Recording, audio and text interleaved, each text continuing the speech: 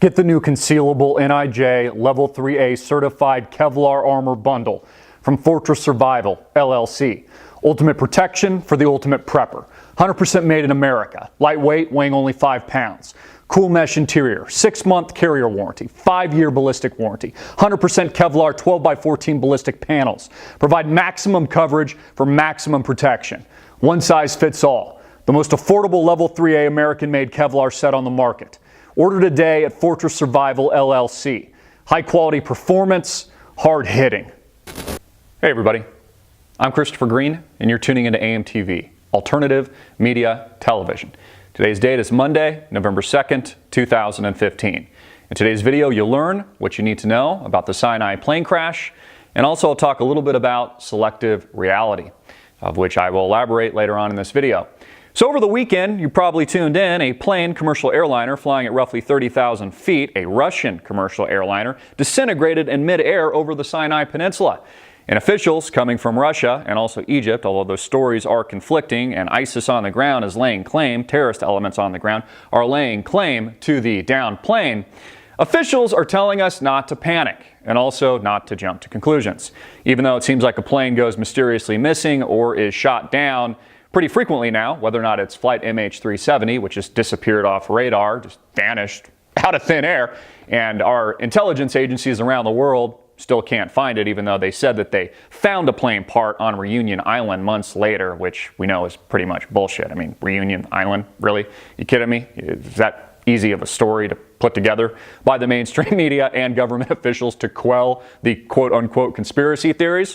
And breaking news, folks. Amazing breaking news, courtesy of CNN, the bullshit mainstream media network. According to them, based on total and utter bullshit and circumstantial evidence, flight MH370 has been found. They found it, allegedly, in the Reunion Islands. While a cleanup crew was cleaning up, I guess, the island, and found a part that kind of, maybe, sort of, looks like a part from a plane that they suspect could maybe, sort of, kind of, circumstantially be the same part of the Boeing 777 that happened to be a part of flight MH370. Yeah, that's right. They found it. Circumstantially. Kind of.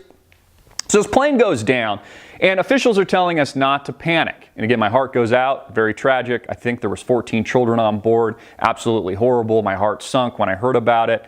Again, this video isn't meant to disregard the deaths, those people that died in any way, but to question the official mainstream boob tube narrative, which 99.9% of the time is a bold-faced lie. Again, this is what these government officials do through the mainstream media, which is obviously owned by the gigantic multi-billion-dollar corporations that also select our politicians, whether or not it's here in America, Europe, and or abroad. So the plane goes down. They tell us not to jump to conclusions. It's going to take months and months of investigation before they can figure this out. Now, there is some credence to the claim that it would be very difficult to shoot with a surface-to-air missile, let's say the plane down, from 30,000 feet up in the air. That's quite high. I think it was about 15-20 minutes from its takeoff.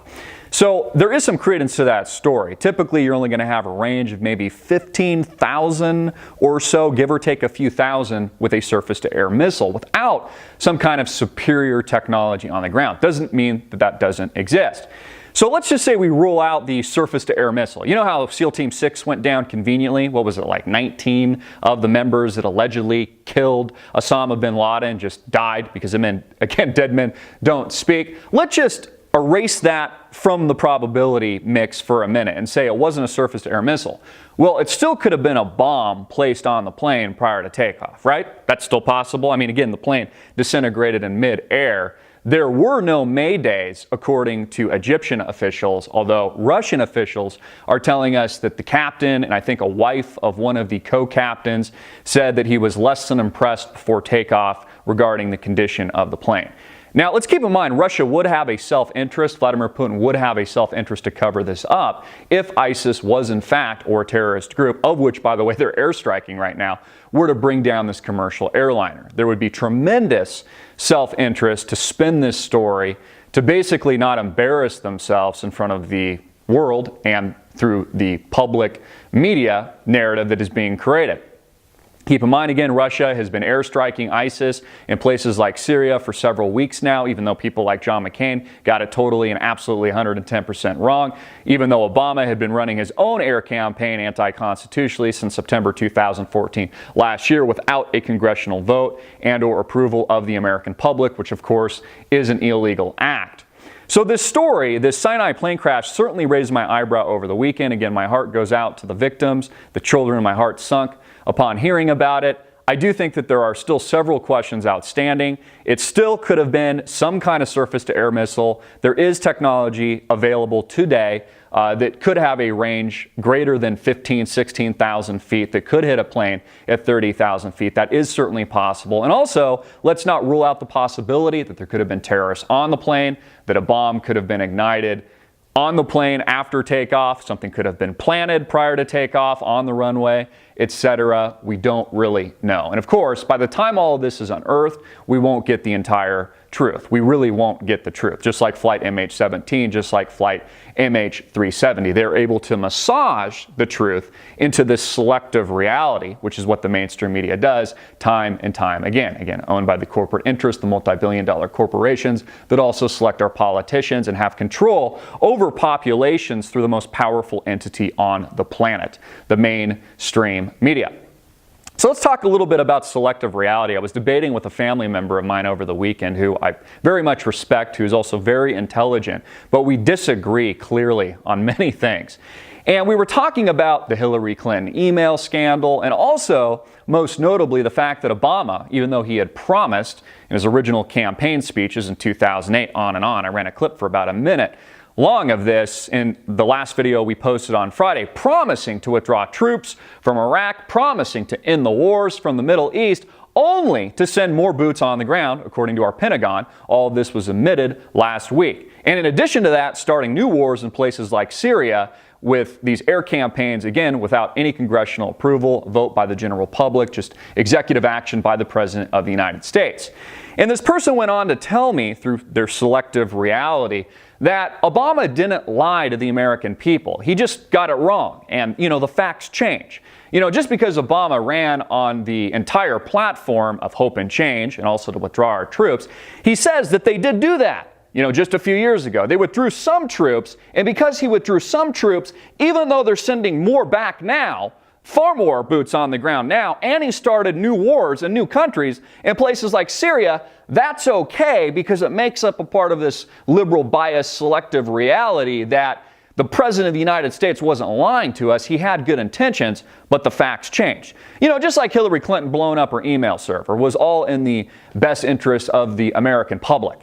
Of course, we know that's bullshit. But you see, there's where lies the rub. There is where is the difference between people like me, many of you tuning in with a thinking cap on, with a critical thought process. Not that this other person doesn't have a critical thought process, but that's the difference in that people that actually think these politicians have their best interests at heart, think that our government officials are actually acting on and for the benefit of the general public, versus people like me that have an inherent gross distrust for our government officials, politicians, and bankers in general.